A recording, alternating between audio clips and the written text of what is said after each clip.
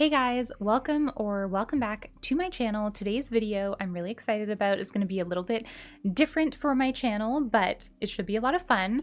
I recently read the World of Warcraft Blood Ties book, which is the prequel to Midnight book, and it involves Turalyon, Alleria, and Arator, their son, and I finished it, I think it was 2 weeks ago now. I kept meaning to make this video sooner while it was like more fresh in my mind, but it's still pretty fresh in my mind. It's just funny because I've already now started reading The Return of the King because I was kind of in the middle of reading Lord of the Rings stuff, and then this came out, so I took a break from my Lord of the Rings stuff to read this, and now I'm already like 200 pages into The Return of the King, so my brain is kind of like gone into a different book world, but it's still recent enough, and I do want to talk about it before it gets like too lost in my mind or anything.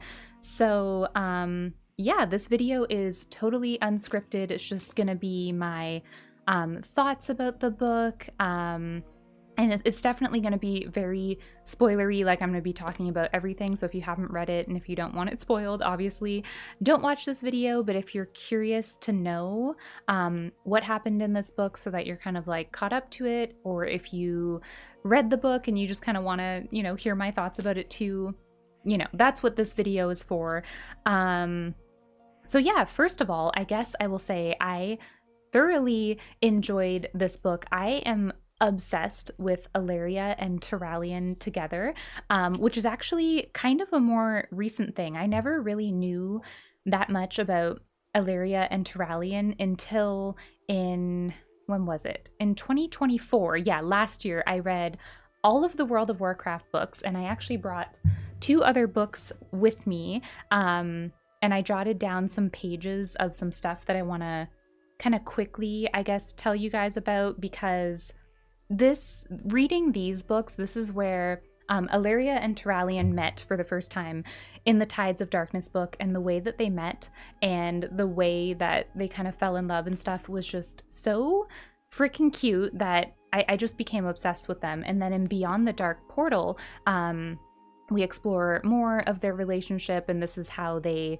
go into the Dark Portal together into, well, what would be Draenor, but then later becomes Outland and everything. But there is a scene in this book that is like my favorite, most romantic scene between Alleria and Turalyon. So I'm probably gonna kind of read you a little snippet of some of those pages, just to help you guys understand, like, going into this, I'm just obsessed with Alleria and Turalyon, and it kind of swayed a lot of my feelings with stuff that happened in this, because I don't know how other people feel about Alleria and Turalyon, but I'm very much a romantic, and I just want them to be together and all that good stuff. So I'll get into the stuff from those other books later, but for now, I think let's talk about what this story is about. It's actually really funny because I don't really get how this book leads into Midnight, because there's barely anything about Xal'atath. Like, Xal'atath is mentioned in this book like maybe 2 or 3 times, but she doesn't play a part in it like at all. And there's really nothing to do with like the Void in this book. This book is actually about the Burning Legion and demons, and it's mostly based in Suramar, which is very interesting to me because we're in Legion Remix right now, so it's very much like, whoa, like we're like there right now. A lot of it takes place in Fell Soul Hold, which is that like really fell demony area right near Suramar. But so that's kind of like where a lot of it takes place, and just like the idea that it's very much about like demon stuff. And I don't really get how it has to how that leads into Midnight. Like, it almost seems, as I explain this, like I said, this is very unscripted, so my thoughts are like all over the place right now, but it's basically like the book is much more the prequel to Midnight in terms of just setting up the dynamic and the relationship between Arator, Turalyon, and Alleria, like just exploring like their family relationship. And I guess it's kind of Blizzard's way of helping us get to know Arator a bit more and kind of where he stands, because he's going to be a big character, I guess, in Midnight. I haven't been keeping super up with like what exactly is going to happen in Midnight. I haven't played the beta testing or anything, but from what I understand, Arator is going to be a really big character in Midnight, and obviously Alleria and probably Turalyon too. So this book is kind of just more like getting to know them and where they're at, more so than like any big lore things that have to do with what Xalatath is going to do with the Void. But in terms of how this book starts and like what happens, I guess kind of let me just run through it. So the book starts in, well, it actually starts with some Suramar kids kind of pranking each other about there being like demonic fell activity in Felsoul Hold in that area, where they're trying to kind of like scare their friends, like, oh, there's like demonic activity. And it's just supposed to be all silly, but then it turns out like, no, like there actually is demonic activity, and it's not good and bad stuff starts happening. But that's just kind of like a silly, I don't know if silly is the right word, but just like a little chapter to kind of set up and start teasing the idea of like, yeah, no, there's actually some demonic activity again, even though at this point it's been like years since we've dealt with all of the Legion Broken Isles stuff, so everything's kind of resolved, and at this point the druids are actually starting to heal Felsoul Hold a bit, so you know, it should be that there's no demons, but there's demons again. And then basically this leads Thalyssra and Lor'themar to wanting to get the Blood Knights and Lady Liadrin to come and check out like the demonic activity, like, hey, there's something going on. But then instead, in the next chapter, we go to Arator, who is at Light's Hope Chapel in Eastern Plaguelands because he is a paladin of the Silver Hand, kind of following in his father's footsteps. And that's a really big thing with the book. It's kind of about the overall theme is Arator trying to deal with living up to his parents' epic legacy, because they're like great heroes that are like almost viewed as like celebrities. Like if Turalyon comes into Light's Hope Chapel, everyone's like, oh my god, it's Turalyon. He's like the High Exarch Paladin. It's like amazing. So Arator's always struggled with living up to that super high expectation, and he's not just getting like an easy pass into like, you know, like he's kind of struggling with like going up in the ranks in the Silver Hand, and he's kind of still waiting for like his big moment where he gets to do something like really heroic and stuff. So he actually, I don't remember the name of like the paladin that leads Light's Hope Chapel. I should have taken some notes, but he actually, Arator goes and has a meeting with him, and it actually doesn't go too well. Like he kind of like doesn't get the recognition that he wants, and he's kind of like, shit, like this sucks, like I'm not really getting anywhere in like the good graces of Light's Hope. And Lady Liadrin actually comes to visit Arator, and she tells him about how she was asked to go check out the demonic stuff that's going on, but she was like, you know, it's probably nothing. It's probably nothing where I need all of my Blood Knights to go investigate it. It's probably a pretty simple thing that you should just go check it out. So she kind of gives the task to Arator, and she's like, hey, you should go to Suramar and go meet with Thalyssra and tell her that you'll go investigate the demonic stuff that's going on, and it'll maybe be a really great way for, if you do well, maybe Thalyssra can give you a good note, and maybe that'll help you out here at Light's Chapel kind of vibe. So he does. He goes to Suramar, thinking, yeah, this is going to be a great opportunity to kind of prove myself. And when he goes to Suramar, he actually, his parents happen to be sitting down and eating with Lor'themar and Thalyssra. So he kind of just walks in, and there's his mom, Alleria, and his dad, Turalyon, sitting down with Lor'themar and Thalyssra. It's just kind of a big coincidence thing going on. And they're all like, oh my god, Arator, like, what are you doing here?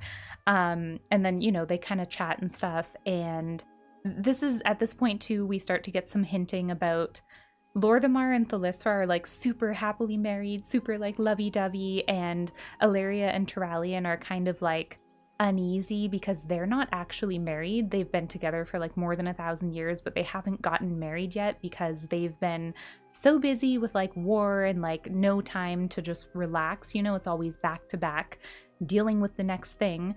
So that's kind of starting to be foreshadowed a little bit, this idea of like, you know, like, are Alleria and Turalyon ever gonna get their moment to truly be in love and settle down and maybe get married?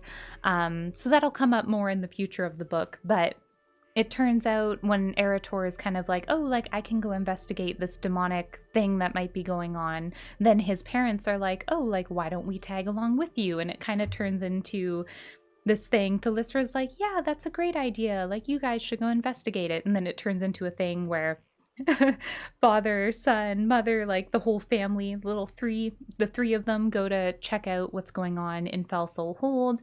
And this is kind of their first kind of little outing together, little bonding experience, because Arator hasn't really gotten to see or know his parents because they were gone through the dark portal for his whole life, and he's been like searching them. At this point, he has already, like, there was a short story, I don't know, like 8 months ago or something. Like, he's already like been reunited with his parents, but they don't know each other that well. So this is kind of one of their first times where like they're taking on a mission together. So they go and check it out, and at first it kind of seems like nothing, but then they do end up finding out that there is some fell stuff going on, and then they find, God, I can't remember what it's called, but one of the portal things, I feel like I'm gonna need to Google this. What is it called? It's like the Legion. So what they find is a soul engine, and then they kind of realize like, oh shit, this is way more serious than we thought. There's actually some activity going on here, and maybe the Burning Legion is like gearing up for something big. And then they leave Fell Soul Hold, and then nearby they find like a little kind of village kind of on the outskirts of Suramar, and they find out that a bunch of people were killed there. They're seeing a bunch of bodies and dead fell bats and all kinds of stuff. I don't remember like all the details, but they basically end up finding one survivor. She was like hiding in a like trunk treasure chest thing in her like tent house thing, and so they hear her in there, and then they save her, and she's all like freaking out, and she's like, oh my god, like the demons came and there was fell bats everywhere and they killed everyone, and she's the only survivor. And she was saying how like her husband left her in there, and he said that he would be back, but he didn't come back. So they rescue her, and she also has a baby, and this part is actually really interesting because her baby's name is Trinette, and my cat's name is Trinity, and this became a new nickname for my cat. So, you know, I finished reading this about, I don't know, like a week or two ago, and Trinette has now become a nickname for my cat Trinity. So it's just kind of funny. It's like, oh, like this book gave my cat a new little nickname, so that's kind of cool. But the mother's name is Mavara or something like that. They rescue her, they bring her back to Suramar, and they kind of report everything to Thalysra, like, hey, there's some crazy stuff going on. This is the only survivor. They kind of get the survivor all set up as like a refugee, and they bring her actually to Thalysra's house, like Thalysra's estate, which is actually a place that you can go in Suramar. It's just kind of cool that you can see it in game. And her baby, one thing to note is that her baby can't be comforted. Like every time she tries to hold her baby is like crying and stuff, and they just kind of all treat it, there's like a guard, I forget his exact name, maybe I can find that too. I have like a thing pulled up. I think that Neandar is the guard captain. I have this thing over here of interesting lore tidbits from the Blood Ties book on Wowhead, so I'm kind of using that. If I'm forgetting any names, I can kind of search for them. But the main guard captain that Thalysra has, his name is Neandar, and he's kind of the one that's kind of set up to sort of take care of and look after Mavara, who was rescued. And they just kind of chalk it up to like her baby not being able to calm down. It's like, oh, like you've both been through something traumatic, and the baby can sense like her mother's kind of dis-ease and like everything, so whatever, that's fine. And Mavara kind of gets very attached to the guard captain Neandar, and she doesn't want anyone else to like look after her. Like she's very like PTSD, like, oh my god, like I need you to stay with me, like you're the only person I feel safe with and trust. So that's kind of just keep that in mind. Neandar is going to be important later. So at this point, Alleria, Turalyon, and Arator, of course, are now kind of officially assigned to this mission, and Thalyssra is like, yeah, keep doing your thing, keep investigating this, do whatever you have to do to get to the bottom of it. And they kind of know that they need to find whoever is like in charge of it, like whoever like the Legion I guess leader is of the Soul Engine, and whoever did this assault attack on that little like village and stuff, because they obviously don't want more villages to die and everything, and obviously they need souls for the Soul Engine, so they know that that's the Burning Legion's goal and everything. So they want to find the demon who's in charge, and the best way that Arator thinks to do that is to go and talk to the Illidari, which his parents, especially his dad, Turalyon, because he's a paladin and like super for the light, is very against demons and like demon hunters, and the fact that demon hunters have a literal demon inside of them. So he's very like, I don't want to go talk to the Illidari and get them involved.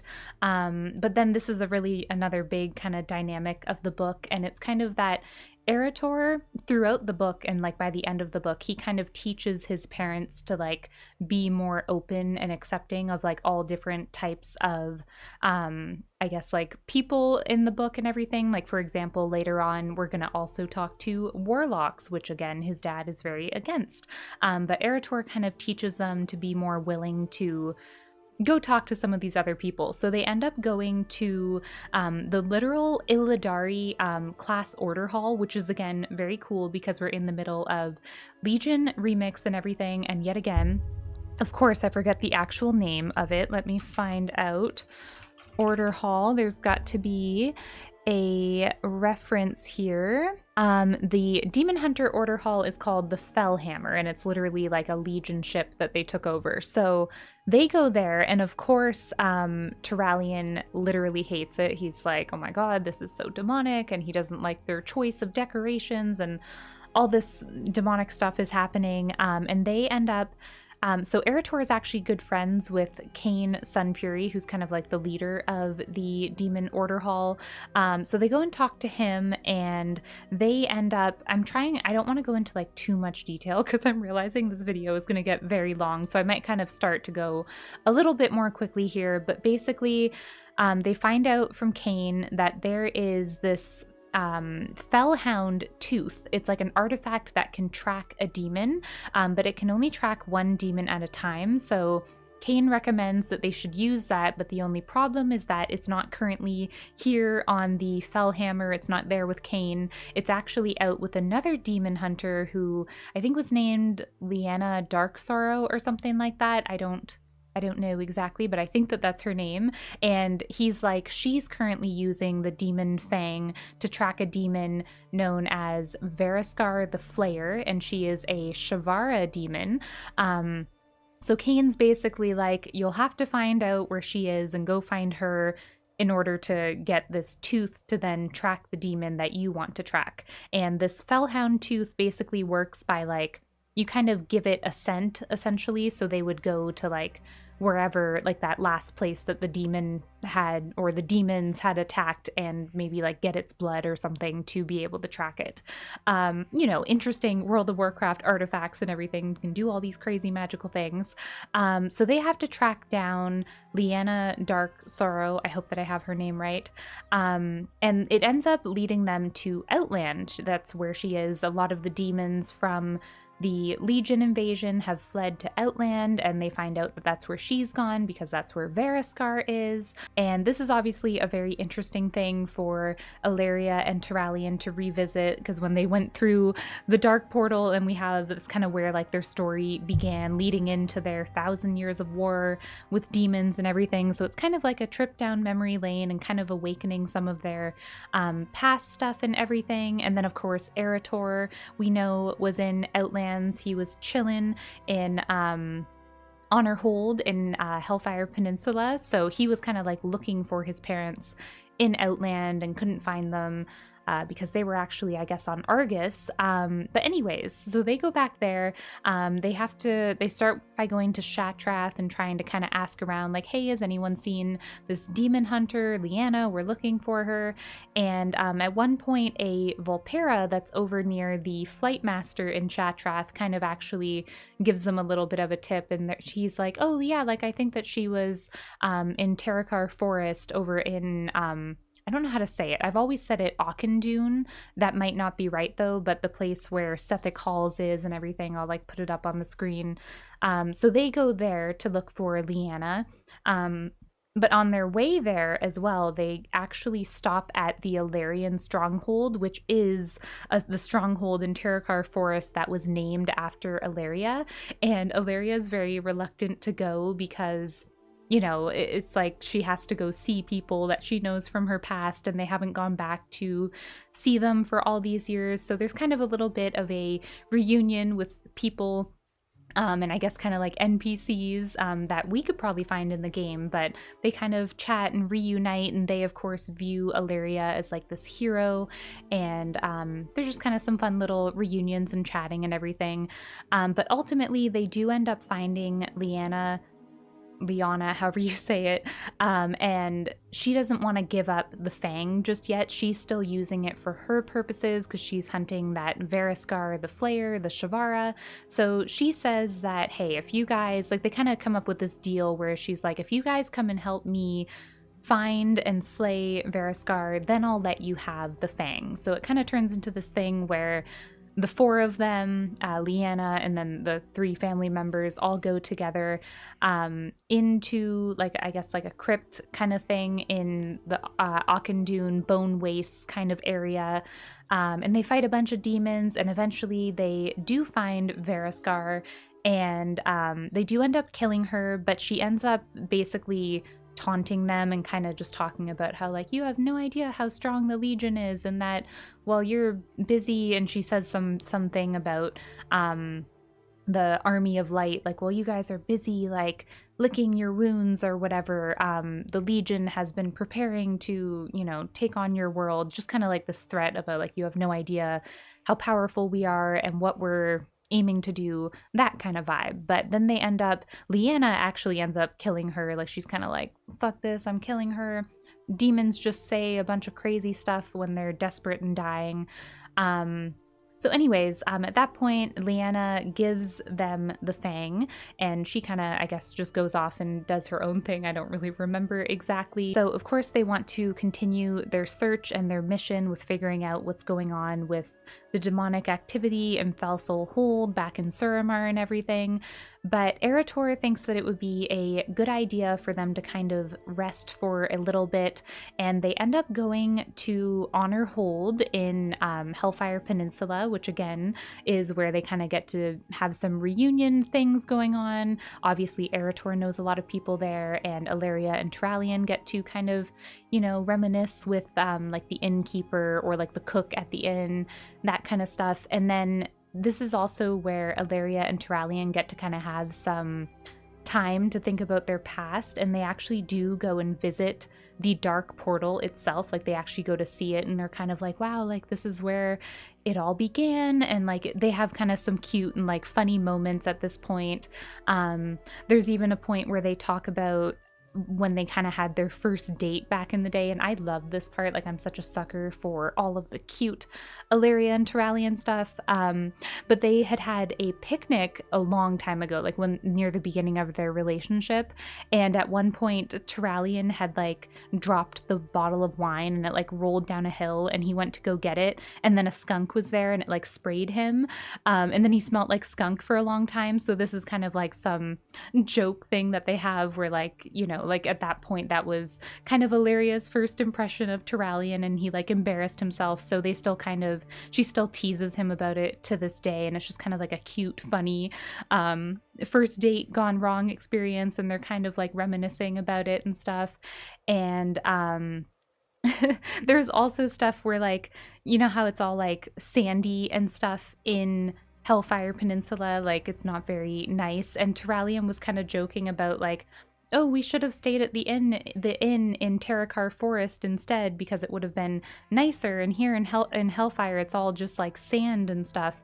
And he had gone to like wash up and everything. And there was, I don't know, I can't even explain it, but he came back down to the inn where Alleria was already seated and kind of eating. And he was just kind of joking about like the sand and stuff. And she was kind of teasing him, and she was like, oh, like, did you enjoy your sand bath? And I don't know, I can't even remember it all exactly. You would have had to read it, but it was just like this funny, cute moment where like Turalyon is so funny. Like he's so like goofy. And God, I feel like I suck at remembering all the specifics, but like just like as an example, another thing, when they were at the dark portal, Alleria, actually I can show you. You guys see the dragon up here? There's a part where Alleria like throws a rock at it and like knocks off like a part of its nose, and Turalyon is like, oh, like, can you do that to my statue in Stormwind? I never quite liked my nose. And it's just like he has so many like funny little like things that he says, and then the thing that happened with the skunk on their first date, and then where he's like joking about like all the sand that's in Hellfire, and he's just kind of like being funny with Alleria, and I loved it so much. You'd have to read it, you'd have to know what I'm talking about to know how freaking cute it was. Then there was another part later in the book. This is me just reciting a bunch of cute Turalyon moments, but there's one part where he's like, Alleria, have I become an old stick in the mud? And she was like, yes, my dear, but you're my old stick in the mud. And like, it's just so like, Turalyon is so like dad mode, like funny dad joke kind of guy. And I love it so much. But anyways, they kind of spend some time, they kind of take a little break for like, I don't know, like a day in Honor Hold, and then they finally come back to Suramar. But it was kind of nice though, because Alleria and Turalyon kind of finally had a chance to like, you know, enjoy each other's company. There was even one point where they were like sitting on a rock outside and looking up at the stars, and they were just doing cute relationship stuff. But then they come back to Suramar, and they find out that another attack has happened and a bunch more people have died, and everything's kind of going haywire, and they basically get in trouble from Thalyssra and Lorthamar because they weren't like taking their mission serious enough, essentially. Like they didn't get back ASAP, and then Arator is feeling really bad because he was the one that kind of like convinced his parents to like take a break for a little bit and Honor Hold, like, hey, it's like the first time you guys have been back to Outland, like let's, you know, kind of relax as a family for a little bit.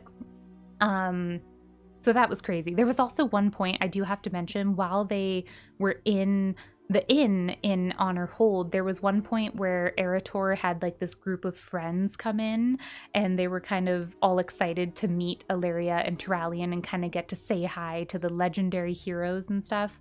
But then Arator kind of goes to like run off with his friends and kind of just hang out. His dad's like, yeah, son, like go hang out with your friends. Like don't let mom and dad, you know, hinder you from getting to hang out with your Outland friends. So that's another interesting thing. Just keep in mind that at one point Arator had some friends around. It's going to make sense. These people that I'm pointing out, like how I was mentioning that person that they found in that crate, Mavara, and her baby Trinette, and then that guard Neandor that was kind of taking care of her, and then that Volpira that I mentioned that they met in Shatrath that kind of told them where to find Lyanna, and then Arator's friends. This is all going to come together. I'm just kind of like hinting like, hey, keep in mind that I'm talking about those things. And so anyways, they're back in Suramar, and they kind of get in trouble, and essentially at this point, I'm trying to remember the order, because there is a point where Alleria leaves them. I think it is actually now. The order could be off on these two events, but I think what happens is they get back and... Ooh, yes, this is actually how it happens. When they get back, they find out that another attack had happened, and then they're all kind of like mad that they spent time in Outland, and Alleria didn't even want to do that because she's very like mission focused. Like she's like, guys, we don't have time for this. Like, let's just get back to it. But she did kind of allow herself to relax, and then she kind of goes into this cold state where like she's kind of mad at herself, and she ends up going off on her own. But at this point, first they find out that another village and a bunch of people, a bunch of innocents have been slaughtered again, and because they weren't back soon enough, they weren't able to take care of it. And at this point, they now have that fang that can track the demon. And they find out that at this village where the next attack has happened, they check the fang and the fang is glowing, like the demon is nearby. And it turns out that yet again at this camp, there was one survivor, and Turalyon and Arator were kind of like checking on them. But it was at that point that Alleria was like, oh, like go check the fang, like maybe the demon's close. And Arator checks it and it's glowing very brightly. And they find out that this last remaining survivor in this camp is the demon, and he's a demon that can change into any form. So he was actually taking on the guise of, I guess, like a Suramar citizen, you know? So then he changes into the actual demon, and he's this demon named Sarathar, or Sarathar, however you would say it.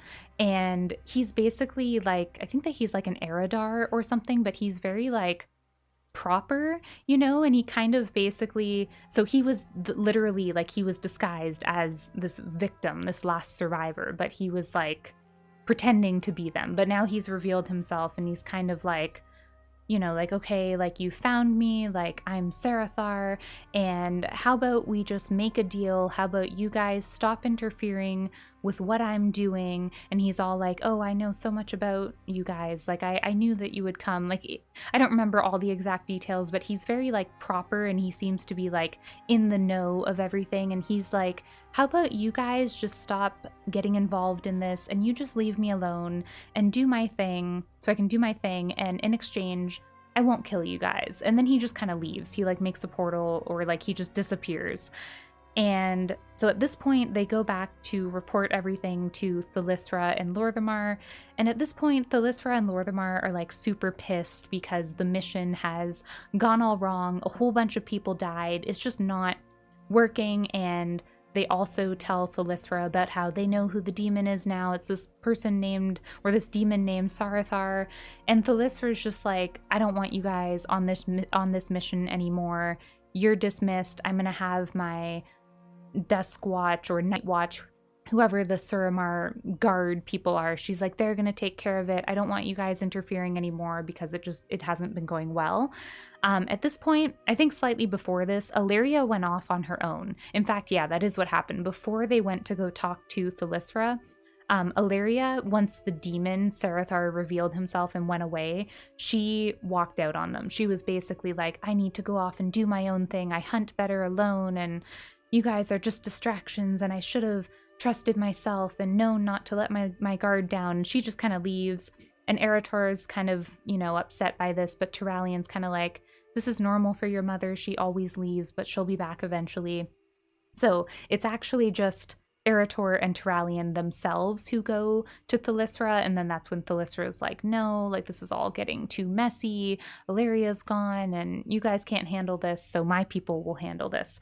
So this is kind of shitty because they've literally just lost their mission. And remember, Arator's whole goal when he came to Thalyssra was to try to do something heroic so that he could kind of maybe get like a good reference from Thalyssra, like, wow, Arator did such a good job. But it's like, instead, he just totally lost the mission and actually screwed it up. And now he's not going to get a good word in with Light's Hope Chapel. And if anything, things will probably be worse.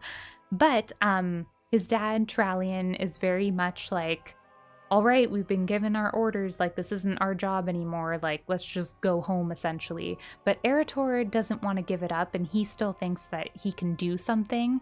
So he tries to convince his dad that they should go yet again. Remember how earlier they went to the demon hunters and his dad really didn't want to go to the demon hunters for help? Well, this time Arator's like, I have another friend that we should go to and they can help us.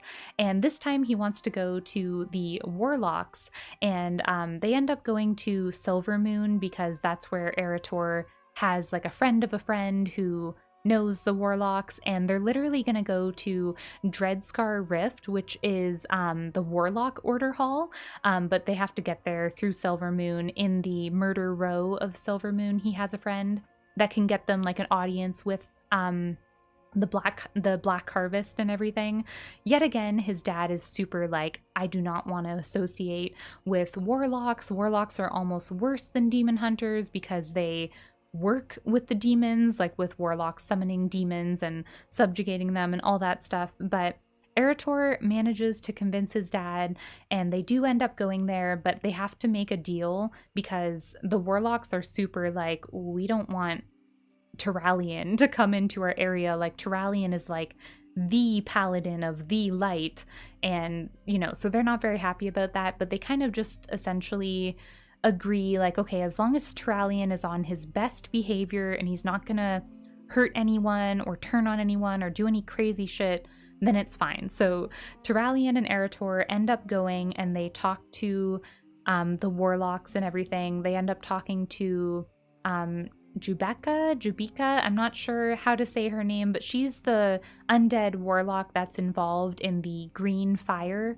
warlock quest, so that's kind of cool. And she's like in Dreadscar Rift, and there's kind of like the council of 6 warlocks that they go and talk to, and they tell them about Sarathar, and they don't really know anything about him. They're like, we've never heard of this Sarathar guy.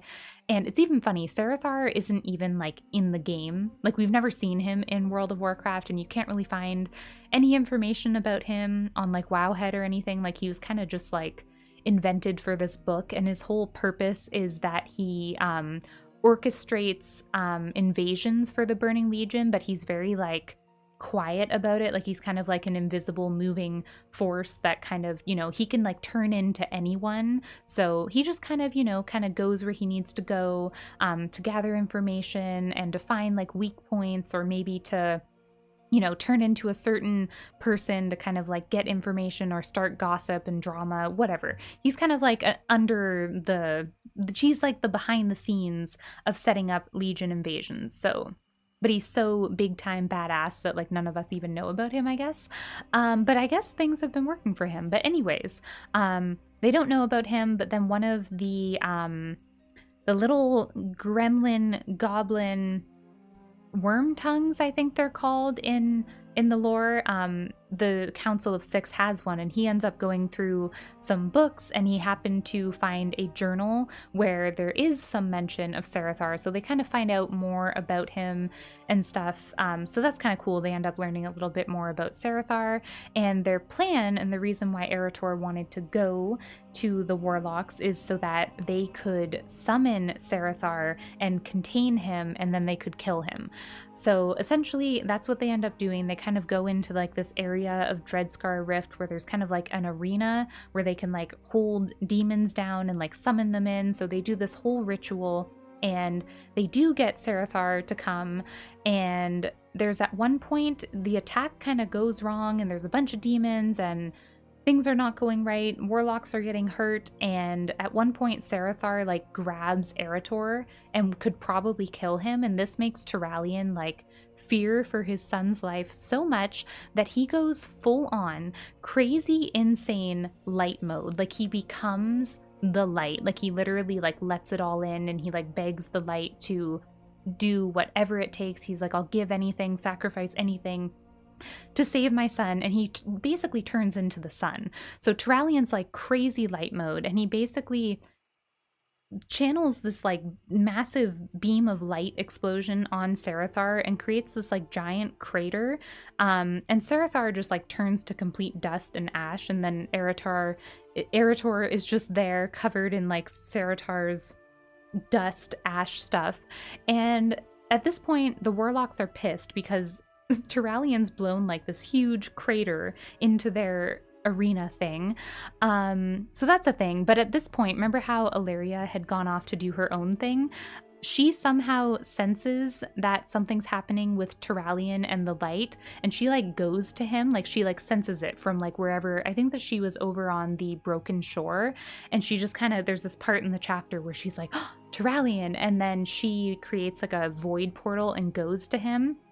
And so she arrives in Dreadscar Rift, and she sees Turalyon, and she's like so scared of him because like his face is all like distorted and angry, and he's like the light, but like he's completely like vengeful evil version of the light. It's crazy, but she manages to call him back to her, and she's like, Turalyon, it's me, Alleria, and like he kind of comes back, and like it subsides, and then it's fine. But this really scares her. Like, she's never seen him like this, and her being void and he being light, like they're opposites, so it's probably extra scary for her. And the void was like screaming at her at this point, like it was like, oh my god, like end him, like he is the light.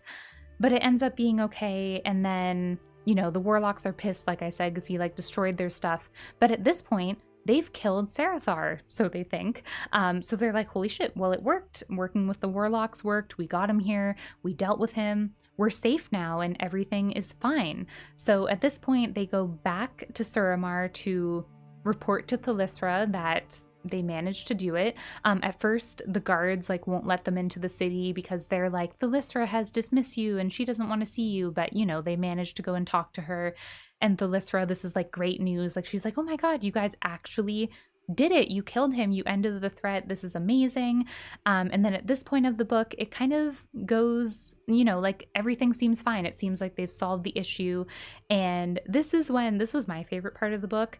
Turalyon and Alleria basically decide that they're going to get married. It's not like as simple, it's not just immediately decided, but they kind of realize like, when are we going to do this? You know, like maybe this is the time, like we can't just keep waiting for there to be the next big thing for us to go have to deal with. It's like we've dealt with the big thing. We're here in Suramar and we could probably get married. So that's kind of decided a bit later on. It's not an immediate decision. They end up like having like a fancy dinner with Lor'themar and Thalysra to kind of celebrate their victory, and then it's kind of discussed the whole marriage thing. It's kind of like put into their mind, and then it's like later that night when Alleria goes off to bed, she ends up like polishing her armor in her room before she goes to bed, but Turalyon comes in and they're sitting side by side like polishing her armor, and then he's kind of like, you know, like he kind of like asks if she wants to marry him, and she says yes. And I'm like loving this part of the book. I'm like, oh my god, they're gonna get married. And then there's like multiple chapters of them like planning their wedding, and it's like so cute and stuff, because they go and like announce to Thalysra and Lor'themar that they're gonna get married, and Thalysra's so happy for them. She's like, oh my god, I can plan the wedding for you. You guys can have it right here. And Alleria's kind of like, oh, you know, we don't have time for all that grand stuff. We'd rather just have a quick wedding. But she's like, we can have it tomorrow. So they do all the wedding planning, and they invite guests, and they get the dresses and all the, you know, attire made, and they get the cakes and the flowers and all this like emotional cute stuff. And it goes on for like 3 or 4 chapters, all of this wedding planning. And it kind of seems like, oh my god, we're gonna have this happy ending and Alleria and Turalyon are gonna get married and everything. But it keeps hinting at, kind of like as we're getting closer to the actual time of the wedding, where like they're Alleria mostly, but a little bit Arator, not so much Turalyon, but they're a little bit worried, like there's no way that this is just gonna be fine, like something is gonna go wrong. So there's kind of some foreshadowing, you know. Me, as I'm reading it, I'm like, I hope that it just works out and they get married. And it really kind of seemed like they were gonna get married because the ceremony was happening, everyone was there, Khadgar was there, the Wildhammer clan was there, Alonza's Fowl was there, everyone was there, like all of these important people, Anduin, Velen, like all of the people were there, and they were literally having the ceremony, and Arator was going to be the one to marry his parents, which is really cute.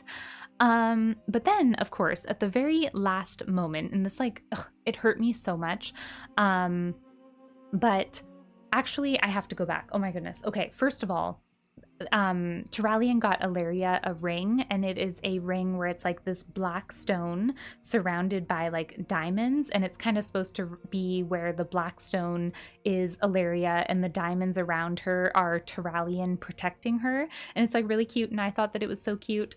So that's a thing, that's the ring. But then their son is the one kind of doing the ceremony. He's gonna marry his mom and his dad, and it's kind of getting close to the part where it would be like, okay, like you may now kiss the bride.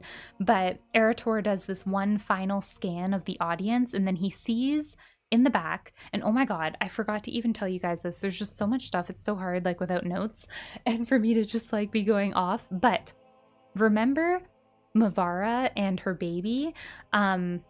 There was a point where there was a chapter about she was kind of freaking out while she was like being taken care of at Thalysra's estate, and Neandor, the guard that was kind of taking care of her, had gone to kind of comfort her, and they ended up going on a little walk to kind of get her away because she was like being crazy. She was like, there's demons disguised and they're gonna get me. And he was just kind of like, no, like there's no demons here, it's okay, you're just scared and freaking out.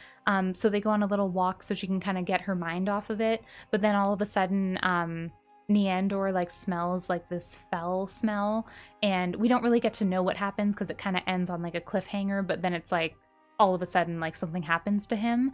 But basically there was a point where we found out that Neandor was killed. He is dead. So this guard that was looking after Mavara is dead, and they ended up finding him at one point because they had gone back to check out the soul engine at Fell Soul Hold, and they found his dead body. Like the guard had helped to feed the soul engine, so they knew that he was dead. But all of this was resolved before the wedding and everything, and they had taken care of everything there, because once they found out that Sarathar was dead, Lady Liadrin and her Blood Knights, as well as the Lysra's Night Watch, Dusk Watch people, they went and cleared out Fell Soul Hold, and everything was good, you know? But they did find some victims to the Fell Soul Hold. But after all of that was resolved, that's when things were calm for their wedding and stuff. But anyways, going back to where I was at, Arator kind of does a scan of everything at the wedding, just like, is this really happening? Like, are my parents really getting married right now? Nothing's actually going wrong. But he looks and he sees a guard standing by the back door, and it's Neandor. And immediately, like, his heart drops because Neandor is dead. He can't be here because he's dead. They already saw his dead body. And then in an instant, Neandor shifts into different various people that we've seen all throughout the book. He turns into the Valpyra that they met in Shatrath. He turns into Mavara, the mom that had the baby Trinette. He turns into one of his friends. Remember I said when they were at Honor Hold at the inn and Arator had a group of friends, he turns into one of his friends. So basically it's Sarathar, and we find out that that's how Sarathar like knew so much, because he was there along every point of their journey when they were like investigating this mission. He was turning into like different people, and he was Mavara in the beginning when they found that first one remaining survivor, and they brought her into Suramar, and he was the one, Sarathar disguised as Mavara, killed Neandor and then took on Neandor's appearance. Basically, Sarathar was taking on a bunch of people's appearances, and that's how he was like so aware of everything that they were doing. And I don't know if I explained that well, but it was basically crazy. And in a split second, Sarathar launches like an invasion on the wedding, and like portals open and demons are coming in and they're all like defending against them. And like Alleria and Turalyon are like fighting. Like Alleria has like this beautiful wedding dress on that has like chains on it, and it's all like super beautiful and cool. But they're like fighting in their wedding attire, but all the like heroes of Azeroth are there. Anduin's fighting, Lady Liadrin, Velen, Alonza's Foul, all of these people. I don't even know if I said his name right, but you know, it's kind of like, okay, it's either if the Legion won, it's like, holy shit, great way to knock out all of the important leaders, but at the same time, it's like, are you really going to win against all of these like super big lore characters? Probably not. But anyways, Arator realizes that the only way to actually stop this invasion is to actually go to the source of the problem. So he goes through one of the demon portals that bring him to Fell Soul Hold, and a bunch of stuff kind of ends up happening here. Like everyone's kind of fighting at the wedding, and then Alleria and Turalyon realize like, oh my god, where did Arator go? And Liadrin's like, he went through the portal, and then his mom and his dad come through the portal as well. They're back at Fell Soul Hold trying to find their son. And yet again, Sarathar, I don't even know to this moment, you know how Turalyon killed Sarathar with the light and he was all like dust when they were at the Warlock place? I don't even understand how Sarathar survived that unless he like sent a fake version of himself. Like, you know how he can change into people and stuff? I don't know how he survived. But he's still doing a bunch of crazy stuff in Fell Soul Hold, and he's like confusing Alleria and Turalyon because he's like taking on the guise of Arator. And there's one point where like Turalyon and Alleria split up, and then Turalyon runs into Arator, but it's not the real Arator. It's like Sarathar pretending that he's Arator. But then like they're trying to find their son because this Arator was taken and he's with a bunch of captives that are going to be used to feed the soul engine and stuff. But Turalyon finds out that it's not actually his son that he's with, and then like there's a bunch of fighting, and it's all kind of blurry here for me at this point. But basically, Arator is with this other group of Nightborn that are going to be sacrificed, but he ends up getting them out. He manages, they're like locked in this cave with like a big rock, and they all work together to like move the rock, and then he ends up finding his parents. And then Alleria and Turalyon are like fighting Sarathor near the soul engine, and it's not working because Alleria's like using her void power and Turalyon's using his light power, and they're like attacking Sarathor, but they're like canceling each other out because light and void are opposites, and they're just not working well together. And Arator realizes this, like, this isn't working, like my parents, they can't work together, you know, and he realizes that them attacking Sarathar is doing nothing, and that what actually needs to be done is that the soul engine needs to be destroyed. So Arator goes over to the soul engine and like does this huge like light blast thing, and he thinks he's gonna die doing it, but he ends up being fine. But he basically disables the soul engine by like overloading it with light and stuff, and then they end up killing Sarathar. I don't even remember how it happens. I think that he dies with the light explosion and the soul engine. But all of it's kind of fuzzy in my brain right now. I don't know why. But they did it. They killed Sarathar. This is kind of like the end of the book, but it's now Arator and his mom and dad, and they're kind of just sitting there, and they're all exhausted from all the fighting, and Alleria's there, and her dress is all ruined and like covered in like demon guts and stuff. And Arator like sits his mom and dad down, and it's like, he's all like, guys, this is not working. I saw you guys fighting together in the light and void thing. Like, you're not working together. You're canceling each other out, and you guys have issues, and you guys need to sit down right now and talk this out and figure out your issues and everything. So Alleria and Turalyon sit down, and Turalyon, oh my god, he's so sweet. I actually watched a video of Taliesin and Evitel talking about this book too, and they kept referring to Turalyon as a wife guy. Like, Turalyon is such a wife guy, and he's so cute, but he basically gives this big speech to Alleria about how, like, it took him a long time to accept her void side, but he sees now that she can handle it, and that he'll love her no matter what, and he just wants to be together. Like, he gives this long, like, lovey speech about how he's willing to put all of his differences aside. But Alleria goes really cold, and this part like broke my heart, because I was so hoping that even though their wedding got ruined, I was hoping that after this they would be like, let's still get married. But Alleria is basically like, no, we can't be together. Love and fear can't exist together. And she like fears Turalyon because of the stuff that happened with him earlier when he went like full light mode. And she's like, we just can't be together because we're not working, we're opposites, and, you know, just this whole like love and fear speech thing that she gave. And she basically breaks up with him, and she takes off her ring and like gives it back to him, and she's like, this stone feels trapped, because like the black stone in the ring was supposed to represent her and Turalyon protecting her, and she's basically just like, I don't want to be trapped anymore, and you're too, like, you've trapped me. I don't know. Like, she doesn't exactly say that, but that's basically what she says. And then she walks out, and Turalyon just got dumped, essentially kind of divorced, because they were so close to getting married.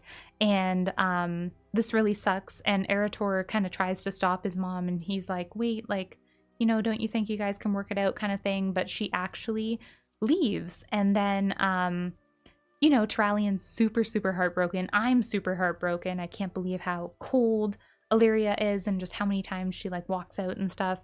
But Turalyon kind of believes that she will come back, because she's always come back, you know? So then some time passes, and it goes back to Arator, and he's now back at Light's Hope Chapel, and he does end up like, you know, getting his like ceremony and his recognition, and he gets like this medal called like the Gold Thorn or something like that. you know, like he actually did it. He did the thing. He was successful. He stopped a demonic invasion, and his dad ends up coming, which is a really big deal. Everyone at Lights Hope Chapel is like, "Oh my God, Turalyon, he's such a hero!" But he comes to kind of honor his son and stuff. And it's just, you know, it's just kind of like a nice little moment. But his mom doesn't come, and Turalyon's like, "No, like your mother won't be coming, but she wishes you the best and everything." And the book kind of ends with Turalyon just yet again saying like, "Oh, like I'm not worried, like your mom will come back, she always does." And it ends with Arator being like, "She always has before." You know, it's like, yeah, every time in the past she's come back, but I think this time it's actually different and she's actually not going to come back. So that's kind of where the story ends off, where Alleria has gone off on her own and she's going to be focusing on duty and probably hunting down Xalatath, and she's dumped Turalyon, and that's basically it. This video was probably so freaking long. I tried to not go into too much detail, but I accidentally kind of went into too much detail, and I hope it made sense and everything.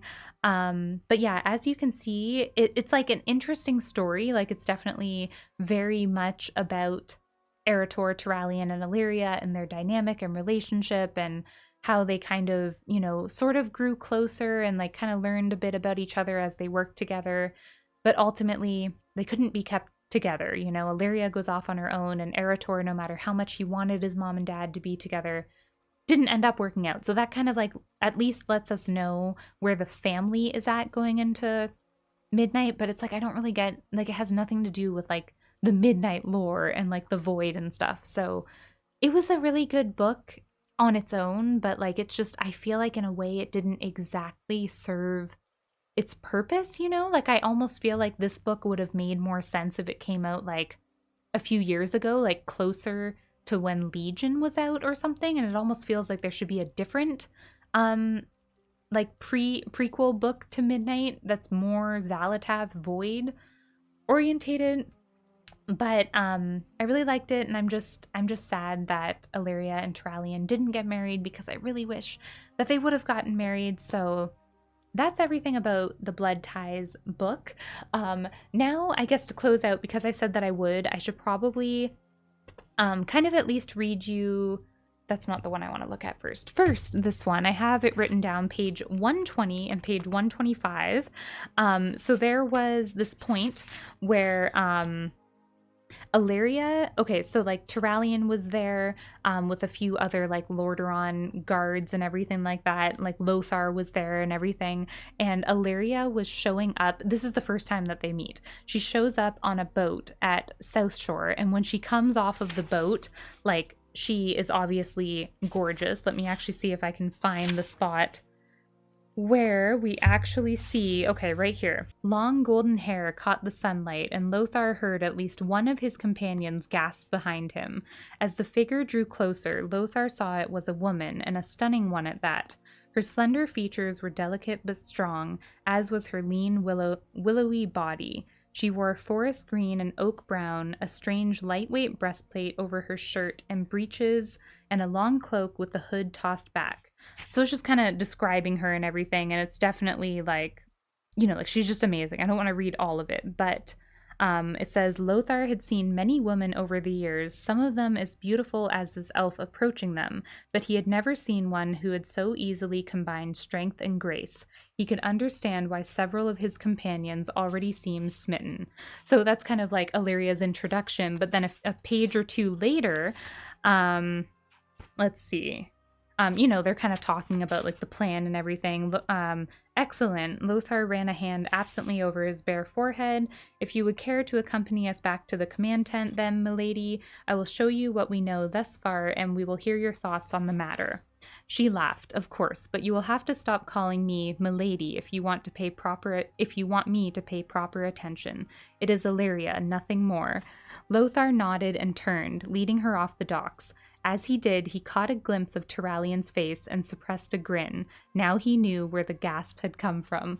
So like when Alleria first got off and he heard someone gasping, it was Turalyon. Like, he literally, and my I don't know. I guess it's because I'm a girl. I love that shit so much. It was at this moment when I was reading this book for the first time that I was like, oh yeah, I'm gonna love Alleria and Turalyon together. It's just so cute that he gasped at her. I love it. And then a few pages later, that was page 120, and on page 125, let's see. But the elven ranger made every other woman he had ever met seem both weak and rough at the same time. She was so confident, so graceful, and so lovely his mouth ran dry every time he saw her, and he often found himself trembling and sweating like a horse that had just run a hard race. And judging by the glint in her eyes and the half smile when she said anything to him, Turalyon suspected she knew and enjoyed his discomfort. And there's a whole bunch of parts in this book. I didn't bother to try to like find them because like how am I gonna find them all without reading them? I'm even surprised I managed to find these couple pages again. But there's so many times throughout the book where like Alleria enjoys Turalyon's discomfort. Like she knows that he's like obsessed with her and stuff, and she kind of like takes advantage and like plays on his like weakness around her in like a really cute flirty way. And it's just like, oh, I love it so freaking much. And then there's another part, page 201. I have my little notes here. This is probably way too long for me to read all of it, but probably what I'll do is take pictures, because I think it's like, yeah, it's from page 200 to 204 where there's like this section where basically Alleria comes to visit Turalyon in his like tent, and it was like raining, and she came in and she was like all cold and wet, and she was so vulnerable with him, and oh, it's just so cute. It's like the most romantic thing that I have ever heard. So I'll read some of it, but I'll put like screenshots, and if you want, you can like pause it and read it to get the full effect, because it would take probably 10 minutes to read all this.